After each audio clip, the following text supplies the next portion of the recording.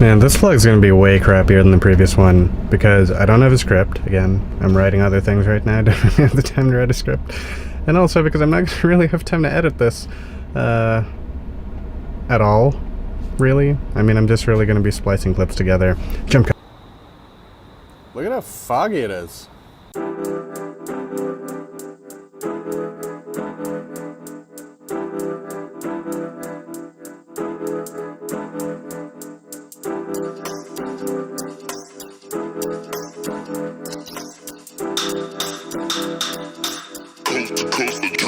Next level.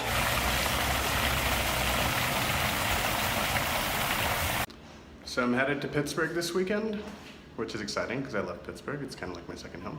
I'm filming this on my iPhone because honestly I just forgot to pack, or actually I did pack my better camera. Rookie mistake, I guess. And honestly the prospect of taking it out of my backpack at this point, which is like kind of stuffed, stresses me out, so I'm not gonna do it. Okay, so I'm at the train station. I've been recording this whole time, but turns out I didn't have any storage on my phone, so none of that footage got stored. But that's okay, because honestly the world doesn't really need a B-roll sequence of me walking to the airport or traveling to the airport. I'll be honest, it's still pretty awkward for me to film a vlog in public, but I don't know. I'm just gonna keep doing it.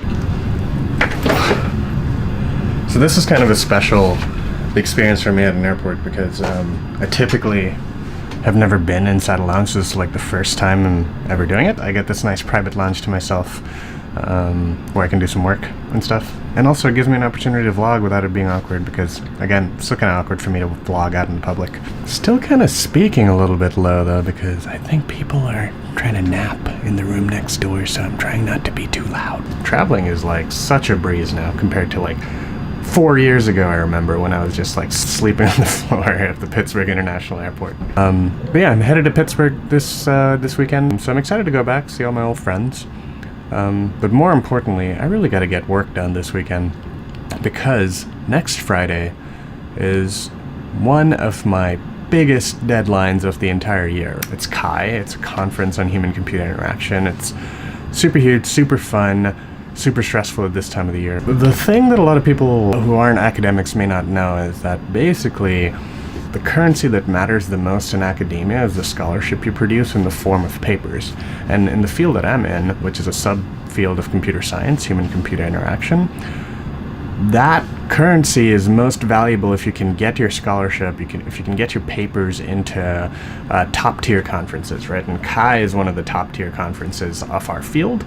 And so right around this time of the year, everybody who does the sort of work that I do is sort of in a mad rush to prepare the work that they've been doing for, the past 4 months to a year, to sort of crystallize that into this nice 10-page format that they will sort of send off to a jury of their peers, if you will, to see if it's good scholarship, if it's worth releasing to the community at large in some way. This deadline is so important to me and the people who sort of do the work that I do that I really probably should not be working on this vlog. Kind of on that note, I want to get to the second sort of most insightful piece of advice I've received from other faculty who have come before me about what it's like to be a new professor and what you should do as a new professor and what opportunities you should take advantage of as a new professor. One of the ones that really resonated with me as sort of a point of contrast with what I talked about last episode, which is that, it's sort of overwhelming to be new faculty. This piece of advice was maybe counterintuitive, given that, right? And it's this idea that you will, even though it is overwhelming and you have all these other jobs to do that you haven't really been training for, you also will never have more time than you do right now. Because when you're starting up your lab, most people try to kind of leave you alone. They'll give you your space in terms of service responsibilities and things of that nature. You're expected to take on more of those things as you become more senior and you can help out other junior faculty and sort of be more involved in the governance of the university and your department, etc., etc. Really, even though this is technically the most difficult period of being a new faculty member because you are trying to learn all these new skills all at once while you're also trying to do good research and also trying to be a good teacher, you also will probably never have more time than you do right now, and so you should take the opportunity to explore directions that might require a little bit more time, that might require a little bit more sort of effort, manual effort, grunt work effort on your part. You know, one of the pieces of feedback I got when I released the last vlog was that, you know, this is cool, but is this necessarily going to be a good use of your time? There's so many other things to do, so do you really want to be spending, you know, all these hours creating a well-edited vlog? The answer to that is I don't really know yet. I do know that I've always wanted to explore this medium, wanted to explore sort of creating a vlog, an entertaining vlog, a well-edited vlog, not just necessarily as a professional goal, but also as a means of artistic expression in some way. This is appealing to me right now. It's fun, so I want to do it. And so I'm doing it because I know that if I want to do something like this, I better start now, because I'm not going to be able to start it later. So with all that said, I am going to get to work now. I do not necessarily have a ton of time left before my flight leaves. Maybe, like, I should get out of this lounge in 20 minutes or so. But that's a good amount of time for me to at least start editing some of the terrible, terrible writing that I produced at like 11:30 at night when I was like super tired and just ready to pass out. So I'll check that out, and I will see you in Pittsburgh.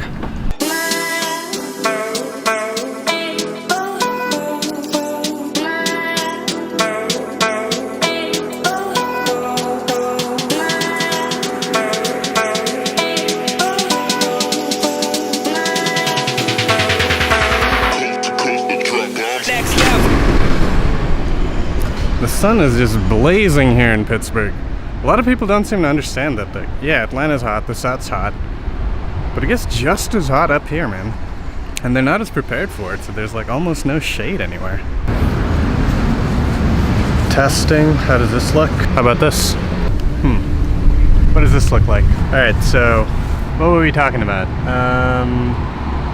Oh yeah. You'll never have more time than you do right now. That's true. I don't know.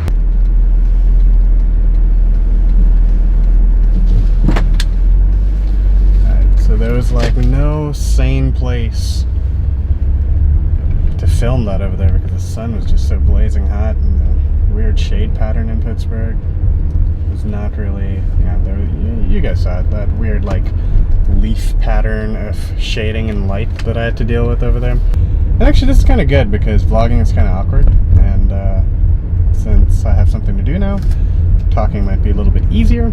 We were talking about how you'll never have more time than you do than your first couple of years. So you should take advantage of that as well. I mean, this job, really, there are lots of little subcomponents of it that could take up pretty much all of your time if you let it.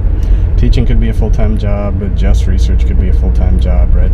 But that doesn't mean that there's absolutely no room for growth. You need to make room for growth, because that's ultimately what's going to end up making you sort of a better scholar, first of all, but it'll also make the job a little bit more fun in general. Yes, the purpose of this advice I've received, which is that you're never going to have more time than you do right now, is to not expect to be able to do anything that you're not making time for now in the future. Learn new skills, explore new mediums of communication and expression, teach new courses. Just do the things that you want to do now rather than later. Explore new directions. Your startup package is not necessarily bound or tied to any particular funding source. There might be some strings attached.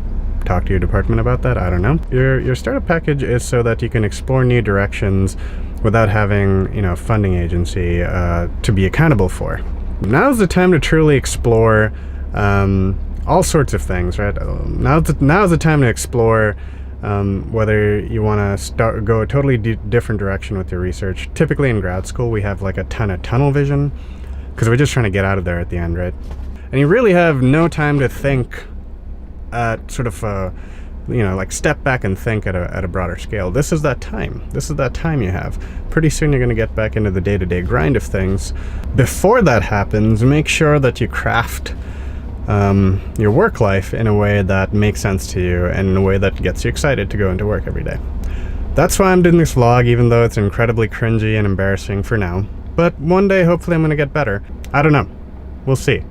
But take advantage of the time you have now. Do what you want to do now. Don't defer it to later. All right? That's what I had to say. I'm going to link some things in the description below about blog posts that I've written related to these concepts. Check them out if you want. If not, hey, I'll see you next time.